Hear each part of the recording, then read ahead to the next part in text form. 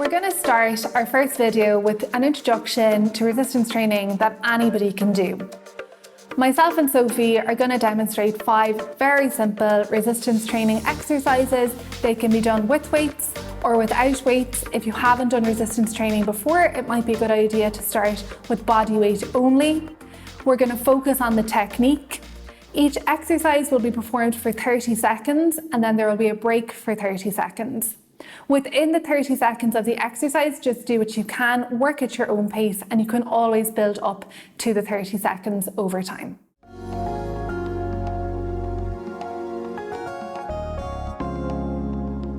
This exercise that we're going to be doing is called the bicep curl, and it's a really good exercise for strengthening the muscles in our upper arms. So what you're going to do is start with your elbows by your sides and slowly bend your elbows until your wrists come up as close as you can to your shoulders, and then you're going to slowly straighten your elbows. So start with a very small weight and then slowly build up as you're comfortable. So it's really important when you're doing this exercise to go really slowly both up and down to get the most strength benefits out of the exercise. So if you can, try to count to 3 on the way up and 3 on the way down.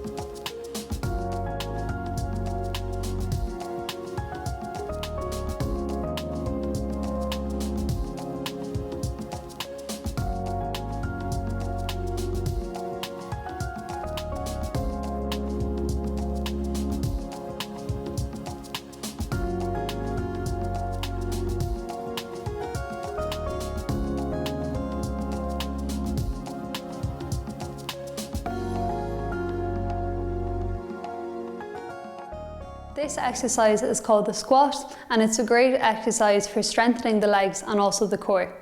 So Jennifer is going to start by standing behind a chair, and she's using the chair as balance, but try not to put any weight through your hands. So Jennifer is going to slowly bend down, looking straight forward, and then stand back up. So when you're doing this, just bend down as far as comfortable. You might start by bending about halfway down, and then once you're comfortable, you can go further. Once you're very comfortable with doing this exercise with your hands on the back of the chair, you can move to doing the exercise without the chair. So similar movement, you're just going to be crossing your hands over, or you can put them straight out in front, looking forward and slowly bending down and standing back up. So as with all the other exercises, it's really important to go slowly when you're doing this exercise. So if you like, you can count 3 seconds down and 3 seconds up, and that'll help you get the most strength benefits out of the exercise and also making sure that you have the right technique. So 2 really common mistakes that are made with the squat are letting your knees come in while you're squatting, which Jennifer is now going to demonstrate. And a cue to fixing this is imagine that you're leading your knees out over your toes as you're squatting down, and only going as far down as you can do while maintaining your knees over your toes. The second really common mistake is people leaning forward like this. So Jennifer is going to show an example of that. So people leaving their chest drop down forwards. And a good cue to fixing this is imagine that you're trying to face the top of your chest directly towards the wall. So as you squat down, you just want to keep your chest up tall and then back up.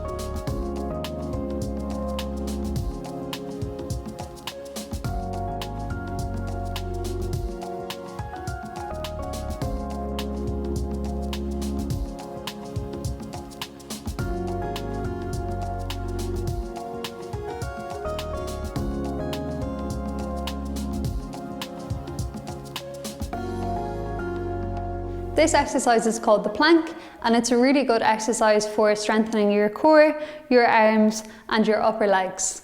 So you're going to start with your elbows on the floor and also your knees on the floor like this. And this is the easiest version, and it's always good to start with the easiest version and then slowly build up.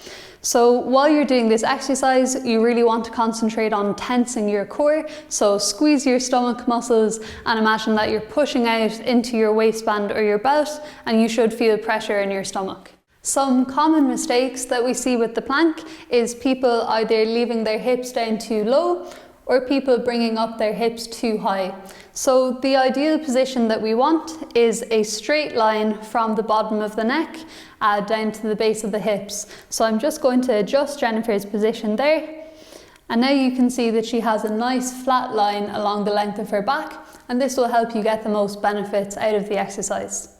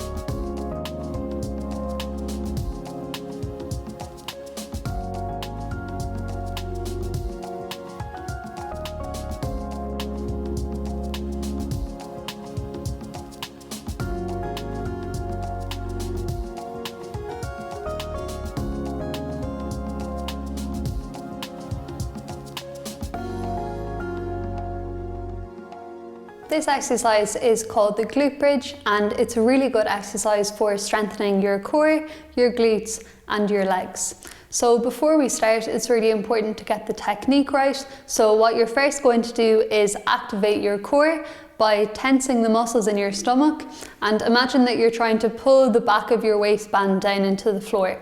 And then you're also going to squeeze your glutes, which are the muscles around your bum. And then once you've activated both your core and your glutes, you're going to slowly lift up your hips off the floor and then slowly come back down. So if you like, you can count to 3 on the way up and then 3 on the way down. And Jennifer is just going to show you some reps now. So it's really important not to arch your back in this exercise, which is why we ask you to activate your core and your glutes, because it helps you to stop arching your back. But only raise your hips up as far as you can go without arching your back, as this will help you get the most benefits out of the exercise.